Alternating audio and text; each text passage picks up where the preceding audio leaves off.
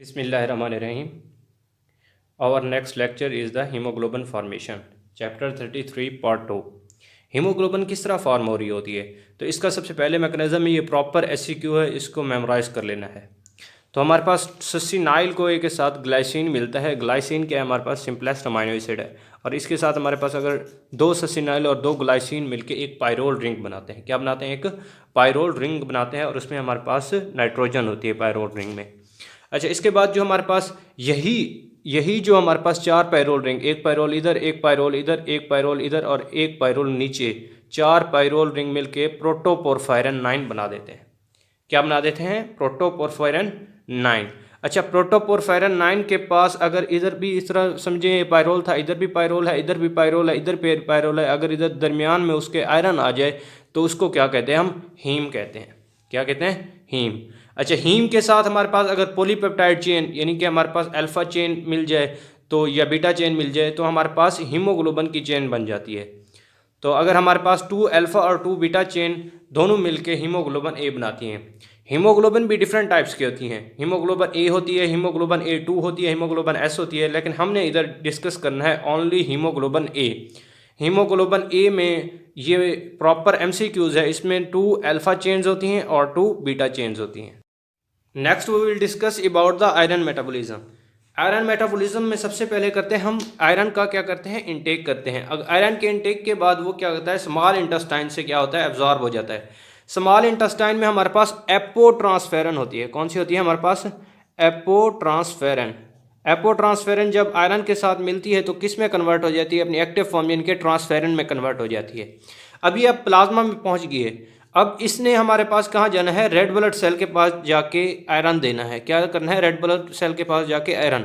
यहाँ तक इसने दे दिया, जितना इसने देना था दे दिया, और इसके बाद जो एक्स्ट्रा बच गया वो हमारे पास टिश्यूज़ में स्टोर हो जाता है। मेनली जो आयरन स्टोर होता है वो हमारे पास फेरेटिन की फॉर्म में स्टोर होता है, जो कि हमारे पास सॉल्युबल फॉर्म है, फेरेटिन की फॉर्म में स्टोर होता है। और जो ये पहले एपोफेरेटिन होती है, जब आयरन के साथ मिलते हैं तो फेरन में कन्वर्ट हो जाती है। नेक्स्ट, अगर फिर भी आयरन बच गया है तो क्या होता है? ये हीमोसाइड्रिन की फॉर्म में, हीमोसाइड्रिन, ये प्रॉपर एमसीक्यूज है। अच्छा, हीमोसाइड्रिन क्या है? ये हमारे पास इनसॉल्युबल है। Insoluble iron is store in the form of insoluble form में स्टोर होगी। ये तो हो गया हमारे पास टिश्यूज में। अब वहां हमारे पास आरबीसीज के पास पहुंच गई है। अब यहाँ इसके दो फेट हैं। एक तो ये है कि भाई इसने अपना 120 डेज का लाइफ स्पैन अपना कंप्लीट किया, उसके बाद डिग्रेड होना शुरू हो जाएगी, यानी कि स्प्लीन में जाएगी और डिग्रेड हो जाएगी। तो डिग्रेड में ये दोबारा फिर रिकवर हो सकती है और ये दोबारा बिलिरुबिन में कन्वर्ट हो सकता है। दूसरा इसका फेट ये है कि भाई हमारे पास ब्लड का लॉस है, वो हमारे पास जो मेनली फीमेल में डेली इन मेंसेस 0.7 mg यानी कि आयरन लॉस होता है। अब daily loss of the iron देखेंगे, जो मैन एक्सक्रीट करते हैं तो वो हमारे पास, ये हमारे पास इधर से मैन एक्सक्रीट करते हैं 0.6 mg, तो फीमेल भी 0.6 mg करेंगी, लेकिन साथ साथ ये जो 0.7 वाला है जो हमारे पास ब्लड लॉस हुआ है थ्रू मेंसेस के जरिए, टोटल होगा 1.3 mg। ये प्रॉपर एक एमसीक्यूज है, इसको मेमोराइज कर लेना है। Then is the life span of RBCs. RBCs का जो लाइफ स्पैन है वो कितना होता है? 120 डेज। 120 डेज में इसने अपना लाइफ स्पैन पूरा कर लिया, तो इसके बाद ये कहाँ पे जाती है? Graveyard of the RBCs. Spleen क्या करता है? इसको डिग्रेड कर देता है। Next we will discuss about the anaemia. अच्छा, जो हमारे पास एनीमिया है उसमें क्या होता है? Decrease in the concentration of haemoglobin. इसकी दो काजेज हो सकते हैं, एक तो फ्यू आरबीसीज यानी कि आरबीसीज ही ना हो, और दूसरा अगर आरबीसीज कम है या आरबीसीज हैं भी उसमें हीमोग्लोबिन कम है।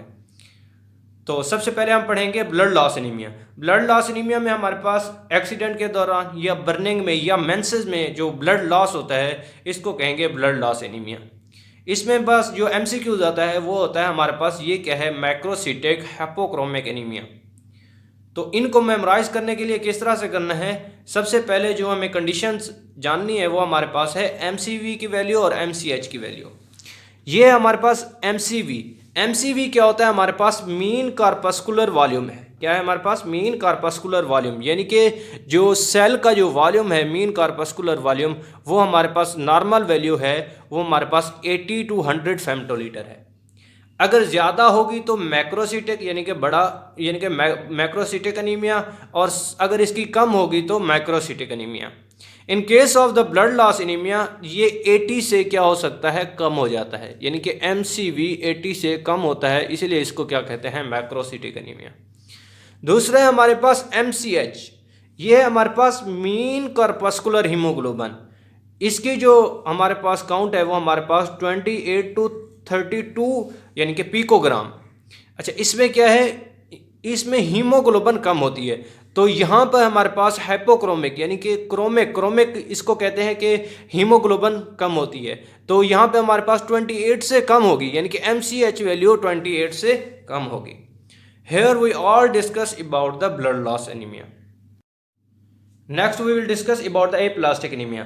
अच्छा, एप्लास्टिक एनीमिया में क्या होता है, ये हमारे पास बोन डिसफंक्शन है। इसमें हमारे पास तमाम किस्म के ब्लड सेल्स, एक तो RBCs नहीं बनेंगे, दूसरा तमाम किस्म के ब्लड सेल्स नहीं बनेंगे, तो एक्सरे क्या करता है, इसको डैमेज कर देता है, और दूसरा toxic chemical benzene in the gasoline.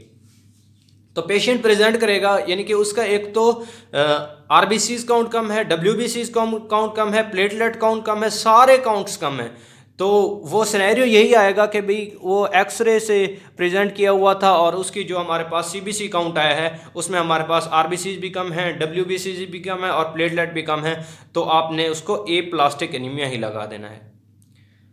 और इसमें जो हमारे पास, इसको कहते हैं नार्मोसिटिक एनीमिया। क्यों इसमें एनीमिया नार्मोसिटिक क्यों है, इसमें हमारे पास जो मीन कार्पस्कुलर वॉल्यूम है वो तब्दील नहीं हुआ, इसमें सिर्फ और सिर्फ क्या हो गया, RBCs कम हुए हैं लेकिन उनका वॉल्यूम कम नहीं हुआ, तो इसलिए इसको क्या कहते हैं, नार्मोसिटिक एनीमिया। नेक्स्ट है हमारे पास मेगैलोब्लास्टिक एनीमिया। अच्छा, मेगैलोब्लास्टिक एनीमिया में क्या होता है, हमारे पास इसमें जो विटामिन बी है और जो विटामिन B9 है ये क्या करते हैं, मैचुरेशन करते हैं RBCs की। तो क्या होगा, अगर ये नहीं होंगे, इनकी डेफिशिएंसी होगी, तो क्या होगा, हमारे पास जो MCV यानी कि मीन कार्पस्कुलर वॉल्यूम है, यानी कि सेल बड़ा होगा, 100 फेम्टोलीटर से भी बड़ा होगा, इसलिए क्या कहते हैं इसको, मैक्रोसिटिक एनीमिया होगा। कौन से एनीमिया, मैक्रोसाइटिक, या जिसे हम मेगैलोब्लास्टिक कहेंगे। मेगैलोब्लास्टिक में नहीं, बड़ा मेगा से याद करना है, मेगैलोब्लास्टिक एनीमिया। अब ये है कि भाई इंटेस्टाइनल स्प्रूई, इसमें क्या होगा, हमारे पास इंटेस्टाइनल स्प्रूई क्या होता है, हमारे पास जो इंटेस्टाइन है वो माल एब्जॉर्प्शन यानी कि करती है, यानी कि क्या करती है, विटामिन B12 एब्जॉर्ब नहीं हो पाता। दूसरा है हमारे पास परनीशियस एनीमिया। अच्छा, परनीशियस एनीमिया का केस यही है, ये भी मेगैलोब्लास्टिक है, लेकिन क्या होता है हमारे पास, इसमें क्या होता है, गैस्ट्रिक अल्सर या एट्रोफी होती है। तो पिछली वीडियो में मैंने बताया था आपको कि जो हमारे पास गैस्ट्रिक म्यूकोजा है वो क्या करता है, उसके जो हमारे पास पेराइटल सेल है वो इंट्रिंसिक फैक्टर रिलीज करते हैं। अगर यहाँ इंट्रिंसिक फैक्टर ये विटामिन B12 को एब्जॉर्ब कराएगा, अगर इंट्रिंसिक फैक्टर ही नहीं बना तो विटामिन B12 एब्जॉर्ब नहीं होगा और मेगैलोब्लास्टिक एनीमिया होगा। अगर वो यानी कि सिनेरियो आए कि भी उसको गैस्ट्रिक अल्सर है तो जो कंडीशन होगी उसको क्या कहेंगे, pernicious anaemia. Next we will discuss about the haemolytic anaemia. अच्छा, जो हमारे पास हीमोलाइटिक एनीमिया, इसमें क्या होता है, हेरिडिटरी डिफेक्ट्स होते हैं मेनली। इसमें सबसे पहले हेरिडिटरी स्फीरोसाइटोसिस, जिसमें क्या होता है, जो हमारे पास RBCs है वो स्फीयर लाइक स्ट्रक्चर होता है और वो यानी कि कोई भी स्ट्रेस को बर्दाश्त नहीं कर पाता और यानी कि उसकी लाइसिस हो जाती है। दूसरा हमारे पास सिक्कल सेल एनीमिया। इसमें क्या होता है, जो हमारे पास RBCs हैं वो हमारे पास सिक्कल शेप होते हैं। क्या होते हैं, हमारे पास सिक्कल शेप होते हैं और इसमें जो हीमोग्लोबिन होता है वो S है। ये प्रॉपर MCQs है। इसके बाद है हमारे पास एरेथ्रोब्लास्टोसिस फिटालिस। इसमें क्या होता है, हमारे पास जो हमारे पास फीटस है उसका जो RH है वो हमारे पास पॉजिटिव है, तो जो मदर है वो हमारे पास RH नेगेटिव है।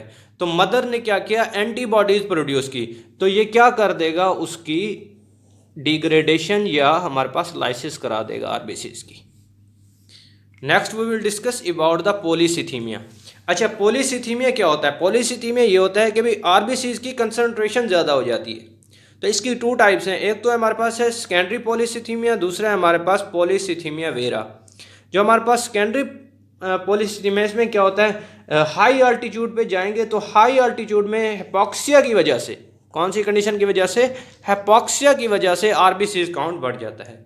और जिसमें पॉलीसिथीमिया वेरिया ये हमारे पास हीमोसाइटोब्लास्टिक सेल्स यानी कि जेनेटिक एबेरेशन यानी कि जेनेटिक डिफेक्ट की वजह से जो हमारे पास आरबीसीज काउंट होता है वो बढ़ जाता है, इसको क्या कहते हैं, पॉलीसिथीमिया वेरिया। इसमें हमारे पास हीमोसाइटोब्लास्टिक सेल्स होते हैं जो कि क्या करते हैं, आरबीसी काउंट को इंक्रीज करते हैं।